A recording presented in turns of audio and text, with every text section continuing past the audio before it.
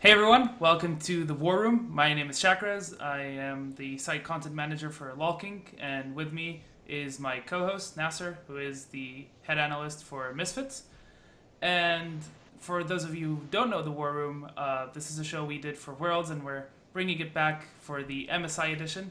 And basically, it's a show where we look into teams in a more analytical perspective, and we usually go over clips and stuff like that from the games. Today, we're going to be previewing the 6 teams that are at the main event, and going over their last matches and their general play style before they play in Rio. So, Nasser, who do we start with? I believe we want to start with TSM. Yeah, TSM, I think people have been talking with the most about recently because they played in the play-in. Mm-hmm. And I think before the event, amongst reasonable people, they had, kind of like low expectations of TSM because they've kind of been comparing them to TSM of summer, and then also as well looking at their strengths and weaknesses this past split and in the playoffs, and most recently versus in their series versus the Marines. I think everyone, and even amongst the unreasonable people, are now going to head into this weekend with the expectations that TSM are probably not going to do well and might not even make it into the bracket stage. Okay, that's fair. So one thing I'd like to mention though is like a lot of people, even after seeing their performance, were like, sure, it was not a good performance, but at the same time, it might be a wake up call. But it feels to me like from what we've seen of TSM and how they approached other series as well in summer was that the problems were already there, right? It wasn't just a one-off thing with the Marines, especially after seeing like their series with C9 where they actually had a very convincing, I'd say was it the first or the second? One of their games was pretty convincing, and I'd say even the two of them were convincing, and then they just dropped 2 games. Hmm. So I think the problems were already there, right? Before going into the Marine Yeah, series. yeah, like the problems have been existing throughout the whole split, Mm-hmm. and while they got better incrementally, it still didn't get good enough, and it still hasn't reached the level that they were back in summer. And saying that it might be a wake-up call for them, I don't think that's the case when it comes to these international events.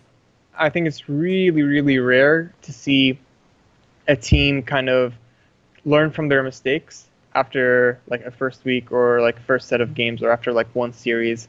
Uh, if these problems have been existing this whole time, what can you do in like just a few days to be able to fix these problems? It seems like really unlikely.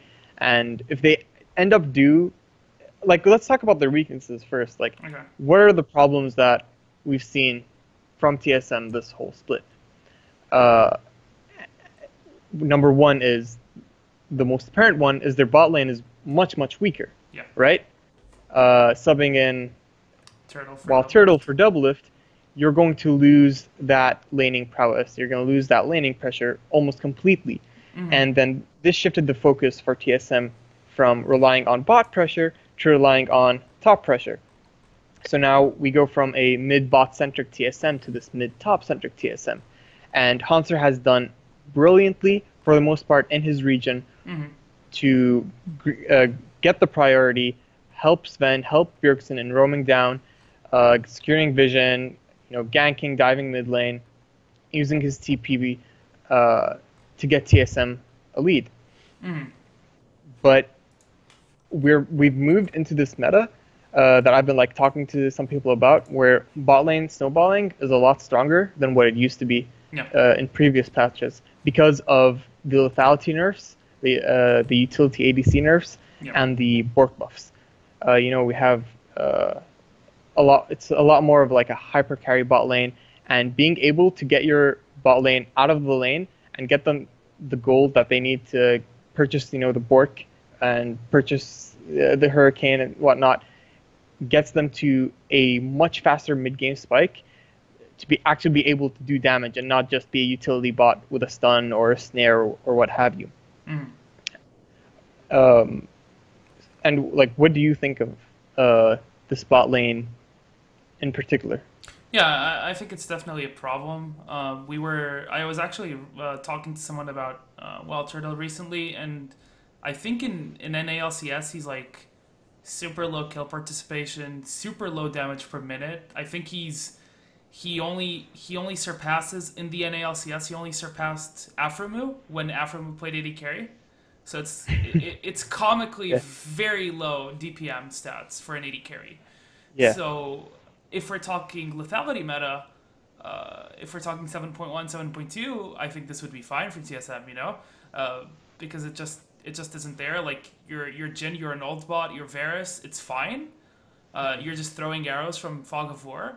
But right now, when you actually need to get in and you actually need to carry for your team and you need to put resources on your carry, I think it becomes a much bigger problem. And especially with the whole positioning flash memes, they're still there. You still see him flash forward and do mistakes constantly. I mean, the one I remember most recently is against the Marines. He has this. I can't remember if he's on Varus or Ashe, but he's against Ziggs, and he just steps forward. He gets satcheled into a minefield, and he just gets completely comboed up. And that's just lack of awareness, And it's not just laning; it's laning and team fights. In team fights, he will. Yes.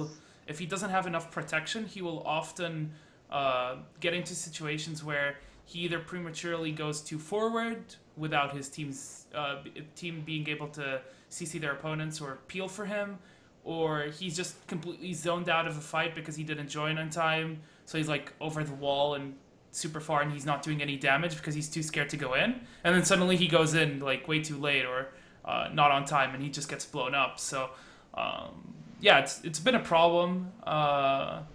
He had a really bad series against Marines, more so than C9. I think he did all right against the C9 series. I don't think, at least I don't remember like him getting like solo killed in lane. Maybe I'm wrong, but I don't think the C9 series was as bad. But this Marine series was horrible. It was actually one of his worst, for sure. Mm-hmm. Yeah, and like moving away from the bot lane, they have another problem in another area, which is the jungle position. And I'm pretty sure the community and analysts and experts have all noticed this, but Sven's performance has taken a dip, and I think it started to show during Worlds, where he started to invade the enemy jungle without lane pressure. So Bjergsen would be pushed in, and he would still invade the enemy jungle, and then he gets collapsed on by the enemy mid laner and the enemy jungler. And you would think that over several months that this would be Fixed. Yeah, it would be fixed. And TSM has apparently a good coaching staff, and I'm not putting all the blame on the coaching staff, but such an easy concept for a seasoned jungler who used to be able to do this really like this invade style really well. Yeah. Last summer. It's a bit perplexing, and I don't know why it happens, and I don't know why it keeps happening, and why it hasn't been fixed yet. But if he keeps doing that versus these teams with, we're in a MSI, an international tournament with the best junglers. It's the most stacked lineup of junglers I've ever seen. I wouldn't just say junglers. I would say good jungle mid combos, because a mid laner that's aware, alongside a jungler, if they have like good communication and they have good vision, if you go invade without pressure, that mid laner is going to collapse on you. And I think and so Bjergsen isn't going to be guaranteed his mid pressure when he's facing the likes of Maple, Perks, Faker. Yeah, exactly. And yeah, I think that it's going to be more of a problem if he goes for that kind of plays. I was going to ask you if you think it was an issue that maybe he wasn't challenged. It didn't happen enough to him that he was punished for his invades spring. I think if you watch the TSM regular split, it happened so many times. Yeah, it still versus happened. various junglers and it happened in the final versus contracts as well. And yeah, it's a bit perplexing, but having that weakness from the jungle, having the weakness of the bot lane, and then also like they almost require both Hanser and Bjergsen to have lane priority, and if they don't, they're in a huge mess in the early game where they won't be able to get a lead, and then they go into the mid game, say even or behind, and they just they just don't know what to do. It's similar to what we saw from TSM at Worlds. If they don't have a huge lead like they did in summer, they're not going to know what to do. The enemy team is quicker to act, quicker to objectives, and TSM end up with their tails between their legs. Yeah, and like I was even going to touch that to touch the goal difference. If they're not ahead, they have trouble closing out the game. This isn't Worlds again, where in groups they had a team like Splice. Not to be offensive to them, but like Splice had a game where they should have absolutely won that game against TSM, where TSM were super behind, but it showed a lot. That team showed a lot of inexperience, and TSM was able to capitalize on that. But against the teams like Flash Wolves and G2, I don't think that's going to happen at all. Yeah. Like you can blame the series versus Marines to like, because I heard Bjergsen was sick. Yeah. And you can say like maybe it was just a bad day. They're getting used to playing on stage again, or what have you. But you also have to compare that they played versus the Marines, and now they're going to face much stronger opponents. They're going to face the Marines first, I believe. Yeah, so that'll be a cool rematch. Yeah. But yeah, that aside, they're going to be facing some really good teams, and there are no weak teams in this group.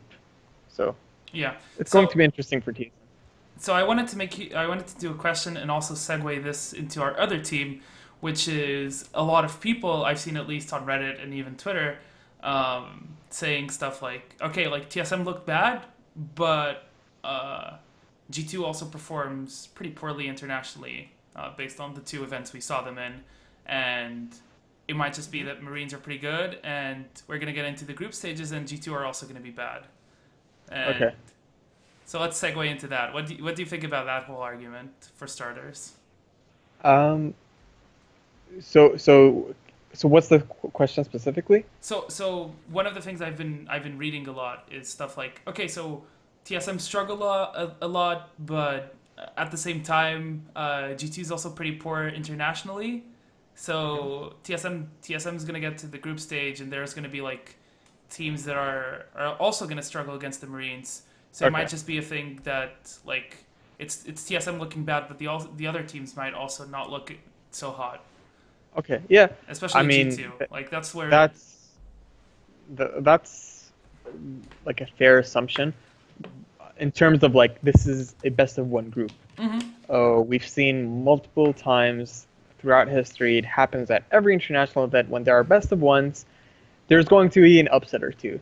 You know, ANX and the Rocks Tigers. We've seen it with Ever. Was it Ever? Yeah, when Ever won an IEM. Yeah. You know, like we've seen these upsets happen all the time in like best of one situations or in like international tournaments where when there's not like a really good Korean team. The playing field is basically even. So it can happen. I can see TSM squeaking through into the brackets because of like best of one shenanigans happening. Sure. Okay, so moving that on to the G2's international performance, let's talk a bit about G2. And do you think it's third time's the charm, or will we see G2 struggling a bit more? Because if we look at their roster, right, I think it's unfair to look at last year's MSI, given the circumstances with their surrounding their bot lane. So if anyone compares this G2 roster to the MSI roster and like try to create like a historical comparison that'll predict G2's performance in this MSI, they're not allowed to have a discussion about League. Yeah, I don't think it's fair given the quality of the bot lane and also the situation they were in, because they knew they were getting replaced, right? So taking that aside, the MSI side, they're still the same roster that went to Worlds last year. Yes. And the same roster that struggled, even though they had. We can say they had some good performances, even in their losses, you know. But yeah, it's the same roster that went to Worlds and didn't make out of groups with the wildcard team. So will it be different this time? It's hard to say. Like, when reviewing these teams, G2 was probably the team that I had the most question marks about. Mm. For a couple of reasons. One is, I think if you compare their performances in EULCS Summer to EULCS Spring Split that just passed us, it seems like they've improved for sure. Perks is a lot more controlled. He doesn't go for any coin flip plays most of the time. Expect is a lot more of a solid laner, and we started to see Expect grow more and mature more during Worlds, and he's continued that development this past split. And then we see, Trick, in EULCS has been smashing it continuously. Mm-hmm. And then in terms of like a macro perspective, it seems they go for a more slow, methodical, controlled play style, and they seem to be able to choke out their opponents really well. Mm-hmm. So it seems like they're a good team now. They know how to play macro. They're controlled, methodical, less coin flippy plays. Don't rely too much on lane advantages. So what's the problem? Why do I have these questions? Well, it's mostly because is it because of the playing field? Are we having another TSM summer where they were able to steamroll through all of their opponents, showing dominant games, Mm-hmm. but then make it to an international stage, and then lo and behold, these same strategies don't work versus teams that are, as mechanically proficient, as smart, maybe quicker on the trigger, do all these plans and methodology all go to waste. Yeah. So that's my question on G2, and it's really hard for me to rate them because of that. Mm-hmm. Yeah, so for me, the way I see G2 is I see mainly a lot of improvement on their solo lanes. I think Expect as well is looking, while he's not, I wouldn't say he's a world-class top laner, but I think he can definitely hold his own much more than he could before. And he's done it versus Vizicachi, he's done it versus Alfari. Whereas before in the past I would say this guy's going to be a liability internationally. I don't think it's the case anymore. So I think that's a really big positive. What I noticed this season was I didn't notice Trick as dominant as he was in the past season. But that again, that may be due to the playing field. I do think the playing field in terms of junglers was higher this split, especially when Kakao was playing well. And I think it's also because G2 started relying less on the early game as well. Yeah.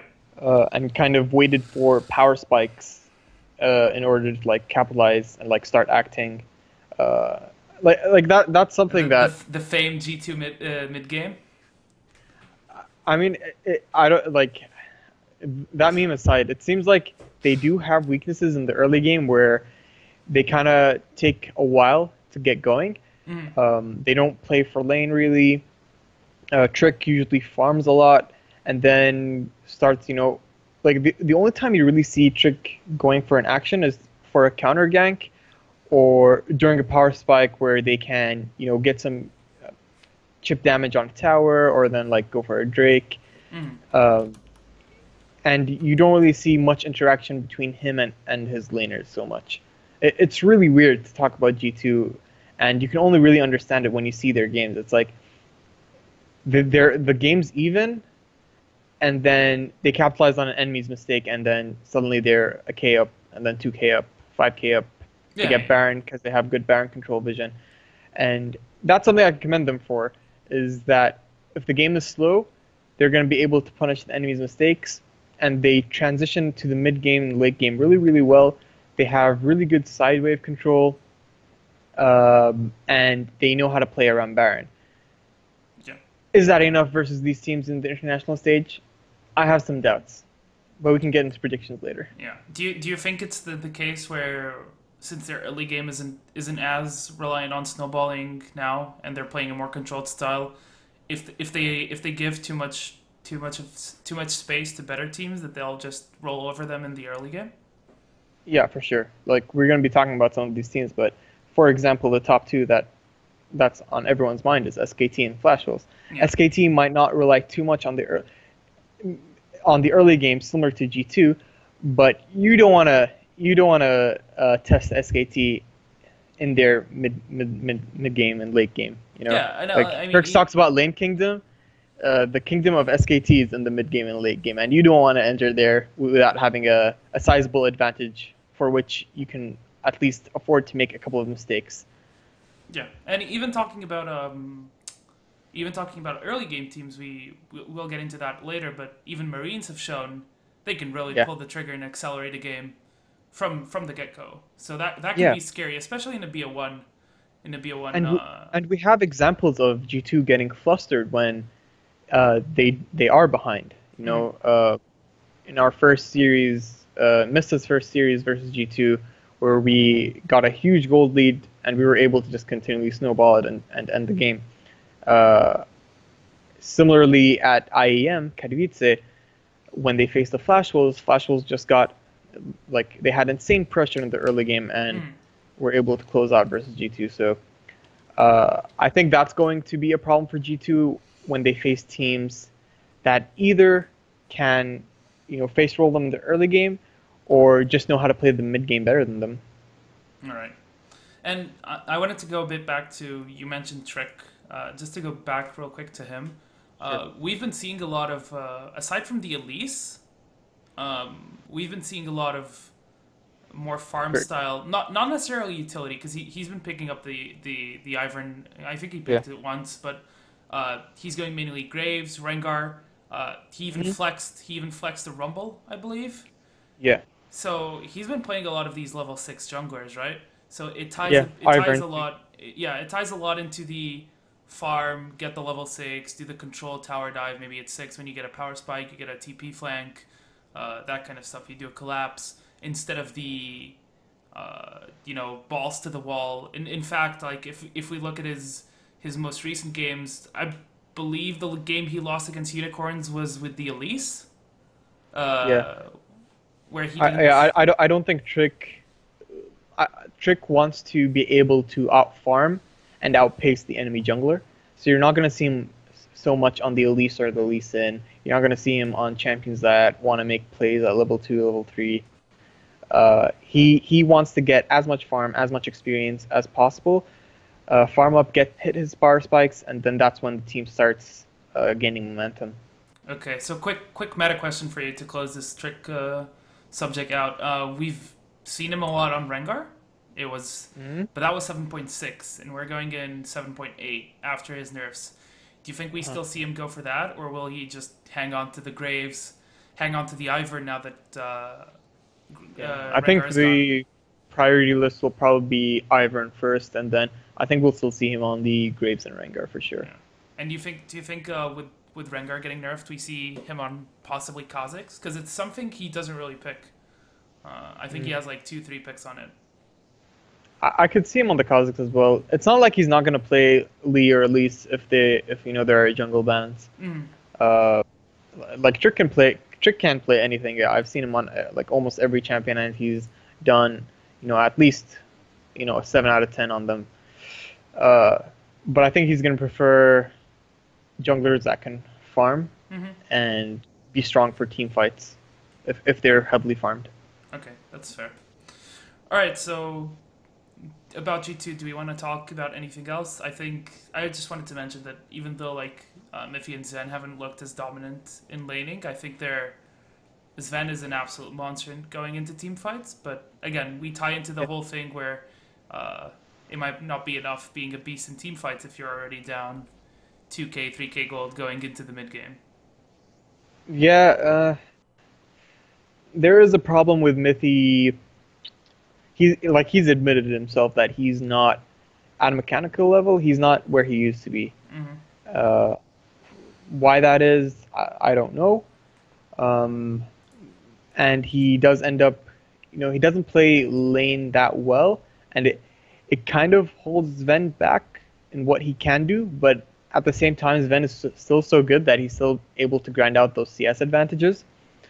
Um, and also on top of that, Trick and Mithy don't work really well Yeah. in terms of support jungle synergy, going to get words out, Words. vision in the early game, not that well. in terms of mid to late game, Mithy's a bit of a coin flip. He can end up getting caught out or missing a key skill shot, or vice versa. He can land that insane thresh hook, or that insane thresh shield. I mean, karma shield. And facilitate his carriers to win those team fights. Yeah, I still think. So, I still think so Mithy is definitely a question mark. Yeah. Okay. I still think at least from what I remember from the UOL series, I still think he had pretty good awareness in team fights, which was something even though he might not. I think I think it was his first Thresh game against UOL. He just beasted, but what I noticed from his other winning games, so not the Fiddlesticks one, was that in general with his actives and his positioning, they were pretty spot on. His awareness was pretty good. So even though he might not be hitting that key skill shot, he's gonna be right on time. If he's playing the Town Kench, he'll notice the correct opportunity to go in and get the Devour on a teammate to save him. I think his awareness in that sense is still pretty good. Ultimately for G2, if they're going to do badly, it's not because of one player. It's a team based thing. It's about their macro. It's about their understanding of the early game, the mid game, and the late game. Okay. All right. So who do we move on to now? Do you have any preference? I guess we can go with. Let's go with the Marines. Okay, let's do Marines. Let's do Marines before we move on to the three major Eastern leagues. I guess. So, honestly, I watched a bit of Marines going into MSI. I watched a bit of their GPL games, and I was already hyping up Levi, and I'm glad he showed up because the guy's an absolute monster. Yeah. I watched no Marines and was surprised by Levi. Yeah, Levi. I think I was surprised not only by his mechanical prowess, but his ability to go and pull the trigger. He's very fast in that sense. He doesn't hesitate, I feel. He is similar to Karsa in some sense that he just knows what the enemy jungler is doing, and is very, very well versed in tracking where the enemy jungler is, finding him, fighting him, or taking his camps. And whenever I see jungler doing that, that's how I know they're a really, really good, world-class early game jungler. Yeah. All right. So, but the other thing I noticed as well was not only is he pretty aggressive, he also has sometimes the team kind of depends on him, right? So is this a crutch going into playing against better teams because he has good synergy with Optimus and they play around each other pretty well, but if he gets shut down early, right? What do the Marines do? Well, I haven't seen enough of the Marines to be able to maybe give the most correct answer, but it seems that Marines' only win condition is getting advantages in the early game through Levi and Optimus. And if they don't have those, they collapse. Because at least from the TSM series, their side lanes don't seem to be very impressive, particularly the top laner. And he's kind of aided in the fact that this tournament doesn't really have the best of the best top laners, but he did so horribly versus Hanser. So, I just think the Marines' only win condition is Levi and Optimus, and if they can't get leads through jungle and mid, they're gonna collapse. You've seen their games. Did you see a game that they won or come back from no. without Levi and Optimus? Yeah, I was going to mention that. The game they lost against Supermassive was a game where everything kind of went wrong early. Or was it TSM as well? There was one game against TSM or Supermassive where he gank spot early and it kind of turns around on him and he gets killed, and then everything just goes wrong. I think it might have just been TSM, but I'm not sure. And then it just shows that they play a lot around Levi when they're putting him there's this comp they run. I think they ran it twice. I can check, but There's this comp they run with Levi on Graves, and what they do is like they put Levi on Graves, Optimus on Zillion because he's a pretty good Zillion player, and Archie's gonna be on an Enchanter support, and it's basically just buff up the Graves. You know, they played it. I believe they did. Yeah, they did it. They did versus TSM, I remember. Yeah, they did it versus TSM. It's basically they just buff him up and try to do everything with him. But I think it was game 3 I think versus I TSM. think the best comp for them is to have Levi on a better jungler, or a jungler that he knows he can abuse the matchup with, and then have Optimus on an assassin, or an assassin mage like Syndra, that can have lane pressure sort of, or if they hit a certain level, like a Fizz or a Zed, when they hit that level 6 will have kill pressure and roam pressure, and then those two can just post level 6, kill mid or roam to the side lanes and create picks, dive. I think that's the best chance for Marines to do well in the group stage. Okay, that's fair. Yeah, I was gonna say I feel like people are talking a lot about the side lanes for Marines, but I think bot lane's okay. Like they're not gonna show up and like 2v2 kill a bot lane like they just did against Supermassive, but I feel like they're similar to like a Vietnamese TSM bot lane or something in some sense. All right, but like they're not gonna win lane. They're not really gonna lose lane. They might lose pressure. They don't really do anything spectacular in team fights. Mm-hmm. Yeah, for me, what I noticed was, Stark is just he's just not good enough. I mean, the guy's been playing professionally for like 1 month or 2 or something. He's not like I don't know if that TSM series was stage jitters or something. Yeah. But if that performance continues versus the likes of Huni, he's gonna have a problem. Yeah. So my issue with him is mostly as well champion pool, because Gragas is his main crutch right now. Renekton is supposed. Yeah, that champion is broken. Yeah, exactly. Renekton is supposed to be one of his pocket picks, which he got solo killed by Gragas playing Renekton. Yeah. And then apparently one of his favorite champions is Rumble, but if he repeats that performance he had against was it TSM? I think it was like this horrible. Yeah, it was this horrible performance where he just couldn't place the equalizers correctly. So yeah, I think it's a thing where if you ban or take his Gragas, and like if you limit his pool, even if Levi is doing well, you actually if you ban him out since his pool doesn't look too good, I think that's a way to exploit them, especially in a BO1 where you don't really have time for adaptation. If it doesn't go well the first game, then you lose the BO1. So I think that might be a legitimate strategy by teams to just try to look at their weakest link and just try to take them from his comfort champions. Because if he's not on Gragas, I think he's shaky. And if he's not on Gragas and Renekton, I think he's very shaky.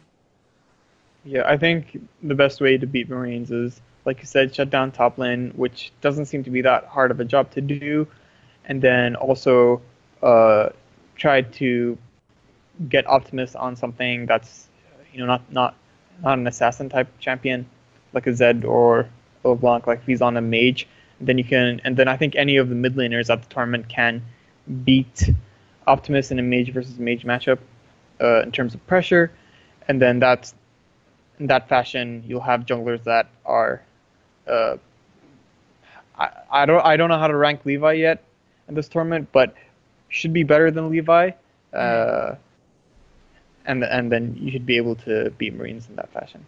Yeah, I was also gonna say that like some of Optimus's picks, like Zillion and Fizz, if he puts those out against better mid laners, what's going to happen is they're going to take advantage of your lack of... Are you saying Bjergsen isn't a good mid laner? Yeah, that's kind of unfair. But like, I just feel like... I don't know, I just feel like with some of these picks, the other mid laners are going to abuse the lack of priority.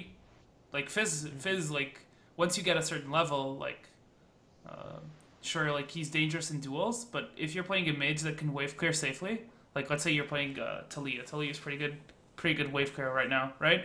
I feel like if mid laners get this mid lane matchup where they can shove and put him under tower, they might just look to use that, like just let him have the Fizz, let him have the Zillion, and just put him under tower and roam like incessantly, and just leave him under tower. Because I feel like his pool definitely opens up to that, and I would have to review the TSM series again, but it might just have been the case where there wasn't enough of a punish. I mean, I was editing an article for one of my writers, and he actually showed a moment where Bjergsen roamed with, it was either Talia or Syndra up to top lane, and Optimus was stuck with Fizz under tower, CSing. And then what they did was they did the first brick trade for the Infernal, and the kill top lane. But like exactly, like you can definitely exploit that lack of pressure in the mid lane. So I think that's you reminded me of another thing about Marines, at least from what they showed in the TSM series, is that they highly value Drake and getting those Drakes as early as possible and stacking them as soon as possible. So that's another thing teams should be watch out for with the Marines and their dragon control. Yeah, but what if the dice doesn't go their favor? What if they keep getting Cloud Drakes and late Ocean Drakes? Because like they're going to be super fast to those side lanes.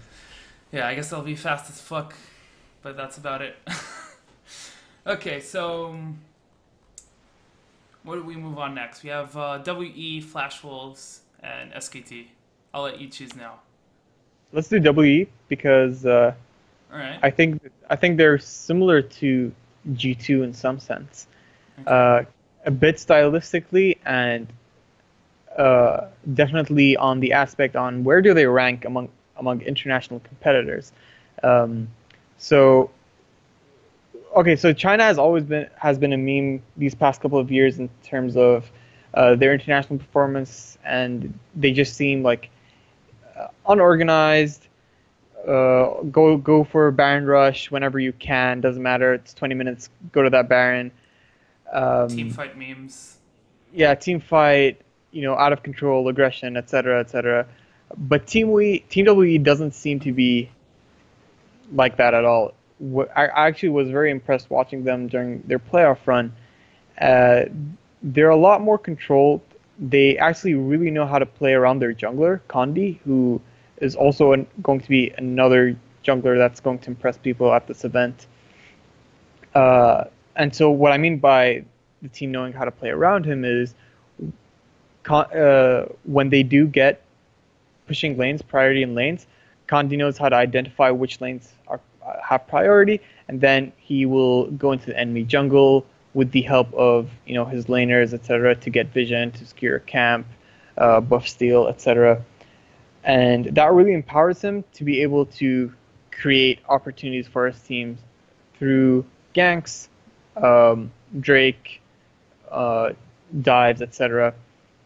And I was actually super impressed because I don't think we've seen that from a Chinese team, like at least in the last 2 years or so. And that's why I think they're interesting, is because this is going to be another team that plays around their jungler really well. And if they have the right draft with lane priority, they're going to be surprising. Yeah. Some of these teams. All right. So one of the things I didn't get to watch LPL that much. I did watch their finals, and I believe I watched one of their games versus OMG. Can't remember if it was the second or the fourth. But what I noticed distinctively was that it seemed to me they had very drawn out games where sometimes I mean, even their average game time isn't the longest, but maybe it was just the games I watched where they played really slow. I think that's a misconception people have after watching just one series. Because their average game time is still like lower than some of these teams at MSI. So I mean, if you watch the games themselves, at least I think people overblow one of the games where they made a huge comeback, and that was only because RNG made Oh, yeah, yeah, several idiotic, yeah. Hmm. out of this world mistakes that no team at a professional level should be doing, which allowed WE to come back and from a huge was like an 8K 9K deficit. Hmm. But anyways, I don't think they are a late game team. What's weird about WE and what actually is going to maybe hold them back if this trend continues is that they tend to draft scaling comps. So, for example, a really popular composition in China right now is a Kog'Maw comp with Yeah, Lulu. yeah, they're running a lot of Kog'Maw. Yeah, a lot of Kog'Maw, and then they also like to run Ezreal, Ezreal, Orianna, etc. They like to, yeah, even though They if ran they a lot of have, Ashe though recently. Like Mystic plays a lot of Ashe. It's been amazingly mainly Ashe and Kog'Maw. I feel. yeah, that's what I mean. It's like they will their drafts go one or the other way.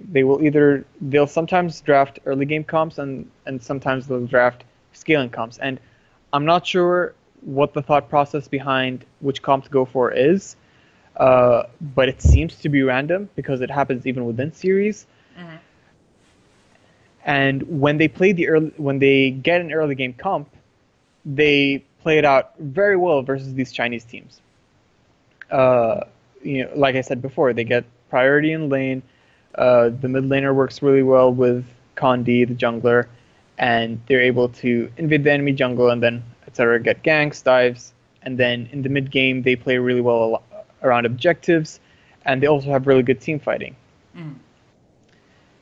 But then when they have a scaling comp, suddenly it's a lot harder to get lane priority because you're playing, Orianna versus Syndra, or you're playing Kog'Maw, Lulu into Caitlyn, Karma, Hmm. and suddenly Condi has two lanes that are losing, and maybe sometimes even the top laner has a bad matchup as well. And what ends up happening is the enemy team just has a free ride the first 15 minutes and ends up getting a 5k gold lead because they're winning lane priority, they're winning the jungle because of that lane priority, and then it's easier for the enemy team to gank, to dive, WE.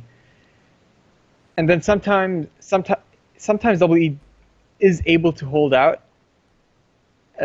in these games because the enemy team is just not good enough, doesn't execute during windows of opportunity, and then WE gets their power spikes on Kog'Maw. They get the Bork, the Runans, and they team fight and win team fights. Yeah. But you're not going to play versus, I don't really have that much respect for the other Chinese teams in the region and their macro play. I usually don't for like any non-Korean team, Okay. BT dubs. But yeah, you're going to end up facing SKT and Flash Wolves. And if you're going to pick Kog'Maw versus those teams, They're gonna punish. they're going to punish you hard and they're going to choke you out. Okay, so two things I noticed watching this team and then going into their pick bands and watching their champion pools. One thing I noticed was first off the absence of Galio, because for those of you who don't know, Galio was available in China, the reworked Galio, right before, I think it was the final weeks and playoffs. So we even saw Xiaohu from RNG play it and other top laners, and that's one thing they didn't pick up at all. So I don't know Yeah. if it's play style, if it's something they really don't like picking. Last time I checked, 957 was playing it in solo queue, so Okay. he should have it in his champion pool. Okay. Why they didn't bring it out, I'm not sure. Yeah, maybe not confident with it. Yeah, if you look at the champions he plays, it's usually He plays engaged type. tanks. Yeah. Yeah, I mean he plays tanks, but Galio isn't your usual tank where he's like a primary engage, like a Nautilus or a Gragas or a Kled even. He's mostly like a secondary engage / peel type champion, Yeah, similar yeah. to kind of a Braum. So maybe that's why they need him in a role where he can engage for the team. Yeah, I noticed he he's mainly playing Nautilus, Maokai, Gragas. He picked up Kled recently, which you're a big fan of. So yeah, mainly primary engage. I do think we could see him on the Galio. I don't know if you know this specific trick, but I was thinking about it because Giants over in the Spanish league have been doing it a lot. Their secondary team, which is the Galio with a LeBlanc strategy, where if you put the clone on the map, you can target it. So you can actually use Galio as an engage tool if you like use a it TP, with, basically. yeah. Basically, you just place the clone, place the Galio, and it goes in really fast, and you're not expecting the Galio to engage. But yeah, that's really niche. But I agree with you when you say that he mainly plays primary, played on based on his champion pool. And then the other part that really interested me, especially because I think it's a really good pick and a lot of teams haven't looked at it, is the Karma mid. Because it's kind of this jack of all trades champion. It gives them a lot of room in pick ban. I mean, I've seen them both. I looked at their drafts a lot, and I've seen them both flex the pick, although it mainly goes mid, but flex it. When I say flex, I don't mean they're actually flexing it between support and mid. I mean the kind of thing where they don't show one of the roles, so you don't know where it's going. That's still a flex. You're still flexing the pick, so you're not giving the information to your opponents. But I've seen the thing where they just either early pick Karma and it's going mid, and they early pick it with support, so you know it's going mid, and other times where they keep the flex and they pick it later. Other times where they blind pick it, they use it as a counter. They use it as everything, basically, the Karma mid. And yeah, and I know you're a big Karma player as well, and Karma basically fulfills a lot of the role of what a mid laner in this meta should have. Yeah. Which is lane priority. She has insane push early, and her trades are really good. She has a shield for trading, and then she's really fast. She's really mobile, and then she can also facilitate the enemy jungler in invades and in fights and skirmishes, etc. So it's a jack of all trades for the early game with really strong mid priority.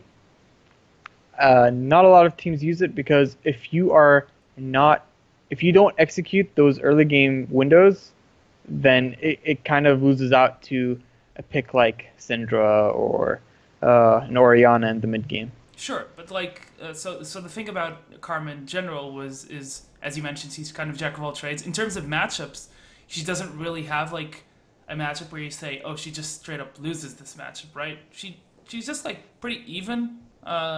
Sometimes she might be losing a bit of priority, but she doesn't really have a matchup where she gets super shoved in or super out traded. She's just really stable in that sense. And what's interesting is as well, when they run more scaling, what happens with Karma is a lot of the pro builds, the builds they do in pro games is they go Athenes into Ardent Sensor. And that ties into a bit of what they play around with Mystic, especially when Mystic goes for the Kog'Maw type pick, where Karma has the utility scaling. So I think it's a very interesting pick, especially for this team's playstyle, where it gives them mid priority in a lot of matchups, and in another sense, it also gives them the utility scaling for the AD carry if they're playing a more scaling type of composition. But like you said, scaling might just not work against a lot of these teams. Yeah, like ultimately, if Team WWE wants to do well, wants to get to the bracket stage, they need to almost entirely drop the late game compositions that they want to go for and stick to, Karma mid with a reasonable bot lane with Ashe and a strong jungler, and then play towards Kandi's strengths in the early game. Mm-hmm. Yeah, I actually even remember I interviewed Mystic indirectly with Tencent's help. And he actually told me he thinks Kog'Maw isn't playable without the Lulu or the Nami, even though he's played it like once with the Thresh. So he probably didn't like it when he played it then. But yeah, I feel like you really need to put resources on that Kog'Maw, and teams might just realize it. And like, if you don't pick it immediately, or if you don't draft for it immediately, it might just get banned like mid draft as well.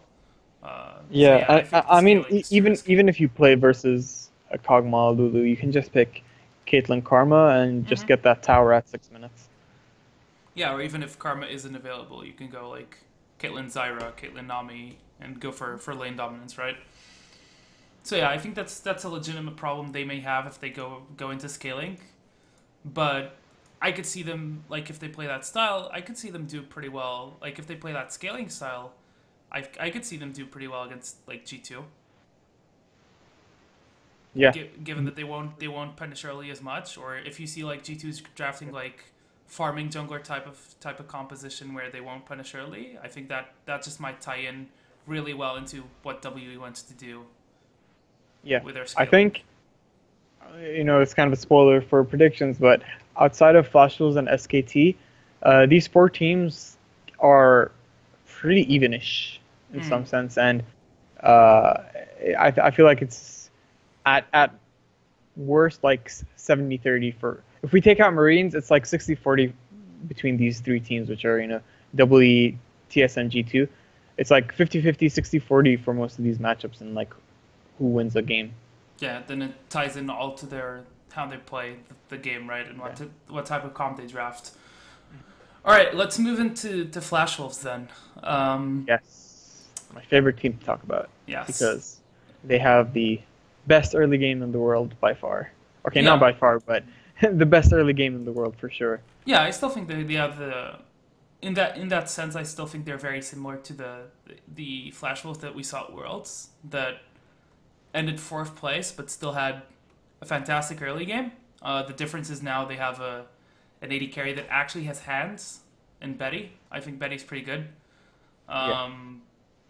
And the guy seems like from what I listened to the interviews he gave at MSI, he still says he's in this learning phase, but I think he's pretty decent. He's not like this. He's already surpassed NL. Yeah, exactly. Which is what Flash Wolves needed. Exactly. And outside of just having an AD, now I don't know if the AD made them a better mid game team, but they now have a better mid to late game play style. They're able to actually close out games now, and it's evidenced by the fact that they had a dominating run in LMS where they only lost 3 games throughout the whole split. And then they also had a dominating run at IEM Katowice versus G2 Unicorns and H2K, and we saw there, once they had those leads, they were able to pretty easily close out those leads. Yeah. So, I am super fascinated by this new Flash Wolves lineup, and really interested to see how they do versus even tougher competition. Yeah, so for me, the thing is about this team is, while I don't see Betty as a primary carry, now they have an extra lane they can use to put resources on and say, you're going to carry this game for us, right? Because the way I saw it last time, it was like either Maple really pops off or it's going to be problematic.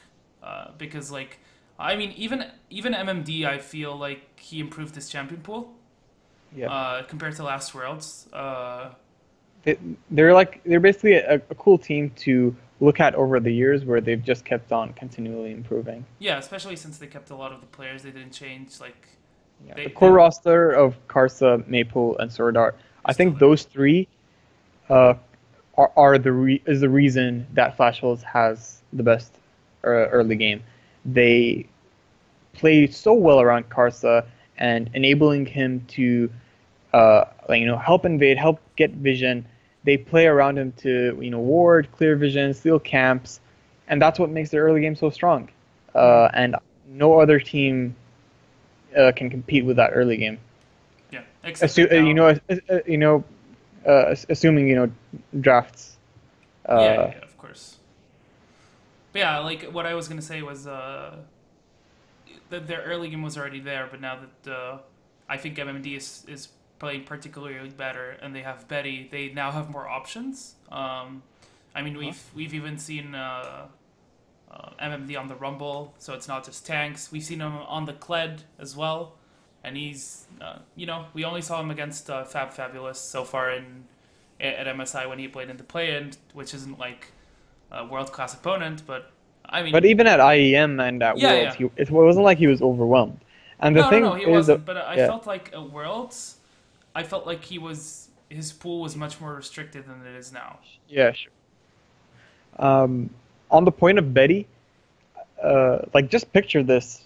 Before you had an early game team that used to churn out 1,500 gold at 15 minutes, and but they still only had one guy that was able to dish out damage in team fights. And now you have the same team with a that still gets those 1,500 gold leads at 15 minutes, but now they have two carries that the opponent team has to worry about. So that's how scary they are. Mm-hmm. Yeah, I think they're definitely scarier now. So yeah, I think they're definitely a team to watch. A lot of people are putting them second. But yeah, we'll go into predictions later after SKT. So anything else you wanted to say to close out Flash Wolves? I guess like there's still this lingering doubt that maybe they might still have trouble closing out games, but so far the evidence suggests otherwise, and I hope that's the case because they'll give for a really exciting matchup between Flash Wolves and SKT. All right. Okay, so let's move on to the favorites, the heavy favorites going into this event, which are SKT. And I honestly, I feel like the Korean finals have been in so long, I can't even remember it as well. But, let's start up with this question. So Peanut wasn't playing too well, but going into the finals, Vicky did pretty well. So who do you think starts? Oh, it's Peanut for sure. It's Peanut, right? But would you say there's a chance we'll see Blank? Yeah, I think if SKT lose, they typically put in Profit before thinking about putting in Blank. Oh, but this ties into something else though, because I believe Blank is their sub, because how MSI works is you only have one sub and the other one is an emergency sub. Yeah. So I don't think they can't use their 7-man roster. So. I think we should be able to. I think we will see Blank at least for one game. All right. Especially, I think we'll see him at least one game in the group stage, and then in the bracket stage, if they go down 0-2 for some reason, that's when we'll see Blank come in. Yeah. Okay. And talk to me about the team a bit, because I honestly I have this problem where if I stop watching a team for a while, I just completely forget. I remember the finals was pretty one-sided, but SKT is the best team for a reason, and that's because no matter what happens in draft, almost no matter what happens in draft, and almost no matter what happens in the early game, when the clock strikes 20 minutes, SKT just turns on and they're able to bring back momentum into their game, and then just find these little holes in the enemy team where they're able to crawl back in terms of gold lead, even up the game, and then there's this one team fight they win, get Baron, close out the game, and it's so super interesting to watch because how do you get that good? What Korean teams that beat them did was just try to snowball the early game so hard that that SKT wouldn't even have time to think or a moment to reflect on how to come back from a huge deficit in the early game. But even then, sometimes it doesn't work out. If you watched all three SKT KT series this past split, they would get huge gold leads and then still lose the game somehow. Yeah. But what I want to get to is what are the strengths of SKT in the mid game that allow them to come back from these deficits? The biggest thing is sidewave control. Whenever you see them commit an action, just watch their sidewave control. It's never pressuring into their side of the map. It's either when the enemy is going to answer to a side wave and collect that wave, or it's when they're just beginning to push it out, and then they go for a pick, they go for an engage, and they win a fight because they have a man advantage. Mm. And then similarly to that, they just know how to create picks, and they know when they have an Ashe, when they have a Fizz, when they have a Lee Sin, they find these opportune moments, these windows that not a lot of players, not a lot of teams are able to find, and it's just impeccable timing to find these picks and make a comeback. Yeah, and also talking a bit about playstyle, one thing that's interesting about them is that one, they have in some roles they have very different pick priorities. I think it was Stage. There's so many sites now. I think it was Stage.gg that had like the most played champions from each team at MSI, and I distinctively remember SKT had very different priorities because their favorite champions were their most played champions were very different from the other teams, and so they have a very distinct style. But they also play, even in the finals against KT, we saw them play different styles. Where I mean, game one you have the typical like Faker gets his counter pick, gets the Fizz against the Syndra. And then you go into the rest of the series, and Faker's playing Lulu and Karma mid. So he's playing utility. Then you have like Huni plays Shen against Jace, which is a matchup you're gonna go down 30 to 50 CS, and the game is all about just keeping up and then using the power pick of the Shen to use your advantage elsewhere. And then you also see him in matchups where he really plays the duelist style. We didn't see it at the finals because they banned it against Smeb, but he plays I think he's the best Rumble right now in the world. He's insane with the Rumble. Can you just imagine drafting versus SKT? Yeah. Each player has a large champion pool. The team knows how to play different comps, 4-1, 1-3-1, pick comps, team fight comps, protect the carry comps. It's like you can't predict what they're gonna do. Yeah, because they can do it all. I still remember back when Hermit was trying to plan drafts for SKT in the semifinals. He was just like, it's just too much, because at the time he was like, I don't even know what mid laner is gonna play, because that affects the draft as well. But it's kind of that thing where they just play so many things where you're like, what do I ban out? Do I focus top lane, and then on this side I just let Faker get a counter pick and just completely dominate my mid lane? Is like, what are they gonna play? Because like we've seen them play completely different styles. We've seen, as I was saying, either like Huni plays a tank, he plays a duelist matchup, Faker plays the assassin, he plays the enchanter support. But yeah, they're just looking really strong. But at the same time, I feel like we haven't seen them in a while. The last time, because the way the Korean bracket works is a gauntlet bracket, right? So we only saw one BO5 from them, and before that the only games we saw from them were in the spring season. So I can't even remember what their last loss was. It was like a long time ago. It was versus Samsung. It was versus. Oh yeah. Okay. Yeah, they lost a series versus Samsung. Oh yeah. Okay. True. So segueing into that, what are their weaknesses, and what can a team do to possibly beat them? Especially since we're talking about BO1 here. Yeah, I mean, they are the best team in the world, but even the best team in the world has weaknesses. They're usually able to cover it up in the middle late game, but they exist regardless, and teams have been able to grind out wins by attacking those weaknesses.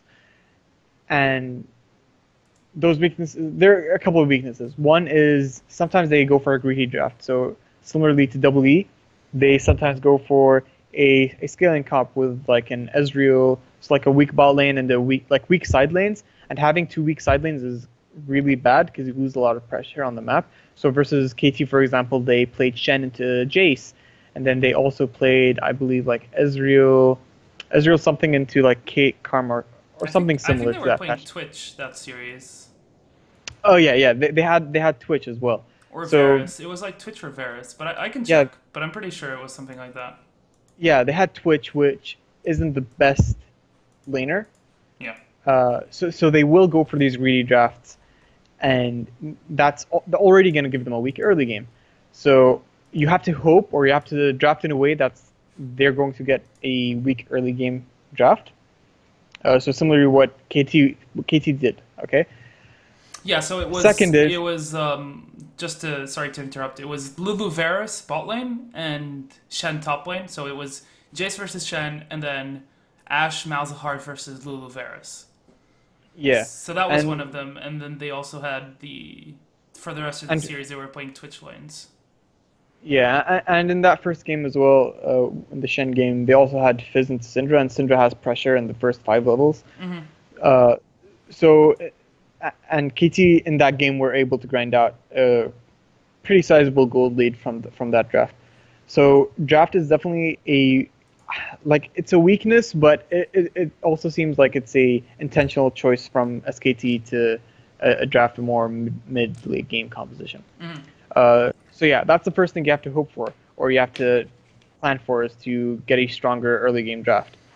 Second is, while many sing the praises of Peanut, he isn't the best early game jungler, at least on this SKT team, and that's mostly because he doesn't like the team has never really played around their jungler.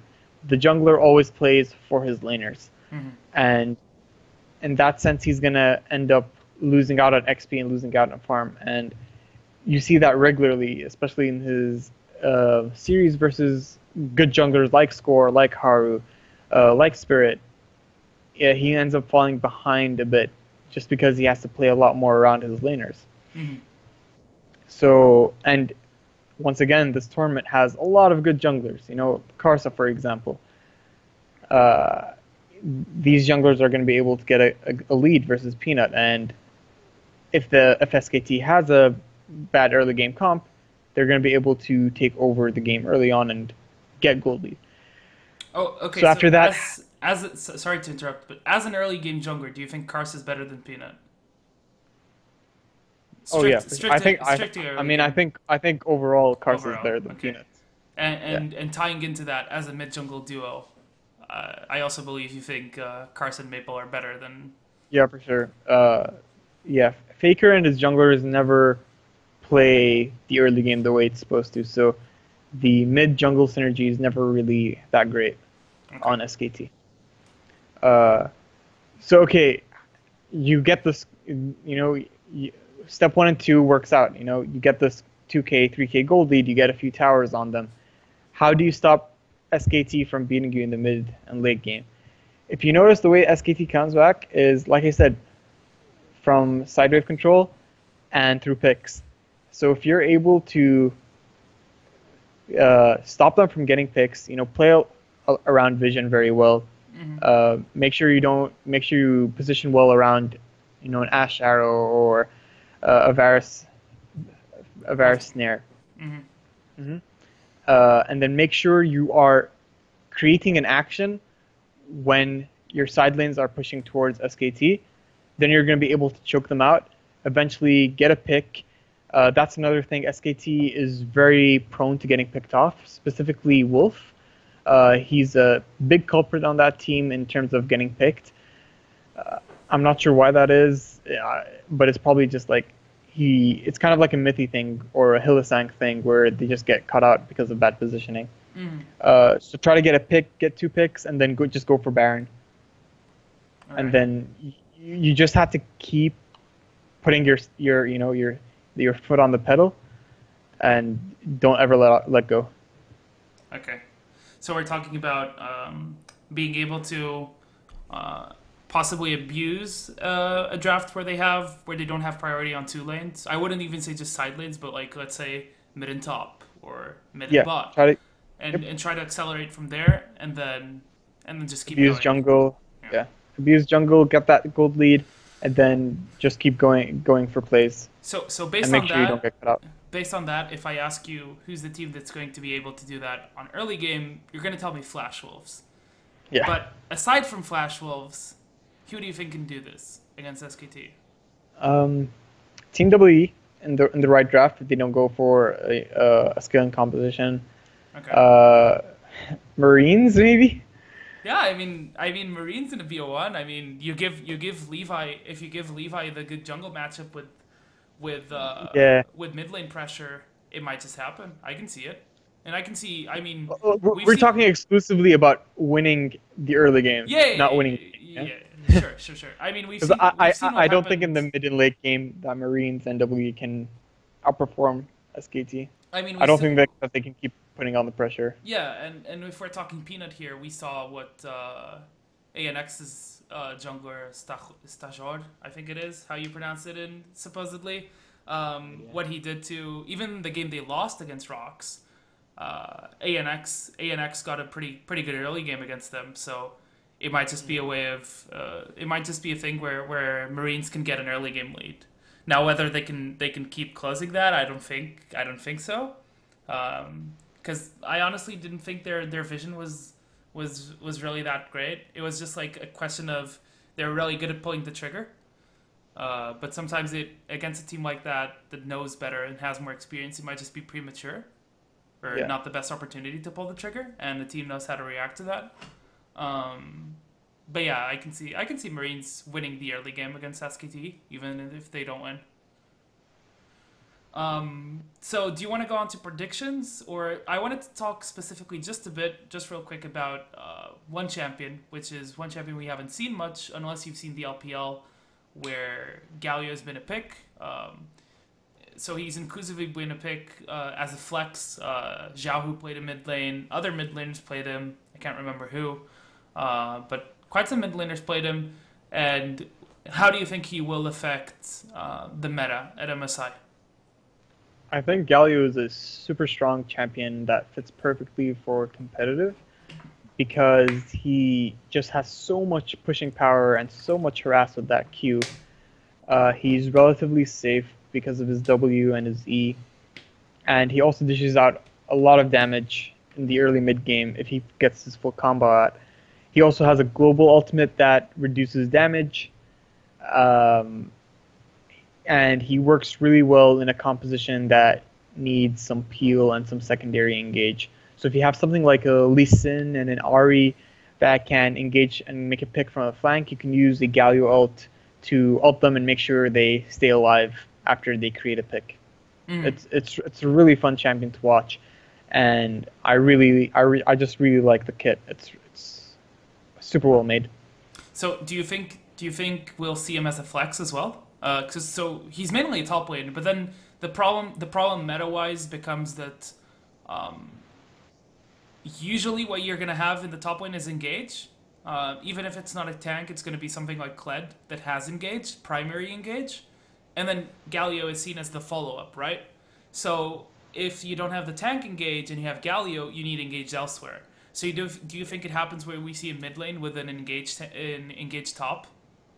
I wouldn't be. I mean, I think top lane is his best role, Okay. even though he doesn't have any primary engage, and thus it's going to be harder for teams to execute him because he isn't an engager, so you have to play him differently. You need engage from somewhere else. Yeah. In terms of mid lane, I think he can work situationally, but even in his counter matchups, like I think he counters LeBlanc in lane, but she can still gain lane priority if she plays around it. Like it's a bit of a skill matchup, but I think it's not too much in favor of Galio that it should be a big LeBlanc counter pick over some other picks like a Lulu or a Karma. All right. Um, And support yeah, support is out of the question.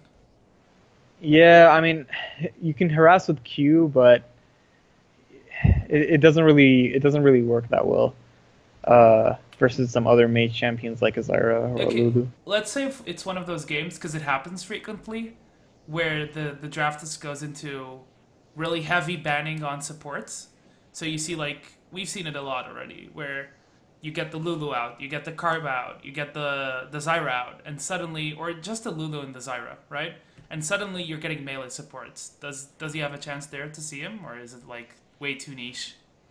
Yeah, I mean, at that point, anything goes, man. You can see like people have pulled out Fiddlesticks and Camille, etc. So Okay. it can work.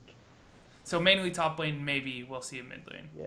I I personally, think we will definitely see him top lane from the Eastern teams, but I'm kind of worried about the Western teams, TSM and G2. I've looked up in their solo queue and they don't seem to be playing him all that much compared to the Eastern top laners. So I'm a bit worried that because I think it's a strong pick, and mm, if they don't have it in their pools, that's a disadvantage for those Western teams. yeah. So one of the comps I absolutely loved to see was from RNG. It was against Aime, I believe, and they ran this thing where they ran Kled, Rengar, and then Galio mid, right? Because like I said, you still have the engaged top, and you even have the Rengar, if he's tanky enough, he can still go in just to get the dash in, so he can get the Galio to back him up. But mainly the Kled, right? If you get the engage, you can really do a lot of fun stuff with the Kled and the Galio. So yeah, I'm really interested to see if something like that happens. But then again, WE was the team that really didn't play the Galio that much. So I'm not too hopeful for Galio mid since RNG didn't make it. So yeah, let's now that we've got that out of the way, let's move on to predictions. So for the BO1 stage, I guess we could do rankings and we could do who gets out in the I top four. hate predicting group stage because of best of ones, Yes, same. because anything can happen. I think definitely top two. I'm going to place SKT first. Like let's start easy. You know, for top two is going to be SKT first and Flash Wolf second. You agree, Okay. right? Yeah, I think that's the expected. Yeah, I think our reasoning is well-meaning. And then after that, it's a bit of a wish-wash because, like I said earlier, I think G2, WTSM is like really even between these teams in some Hmm. sense. If they get the certain picks, if the early game plays out in certain ways, any one of these teams can come ahead.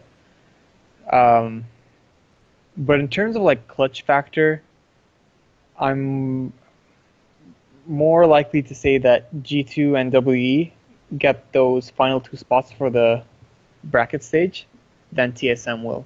Okay. And my primary reason for that is I see a lot more weaknesses in TSM, both in terms of personnel and also in playstyle.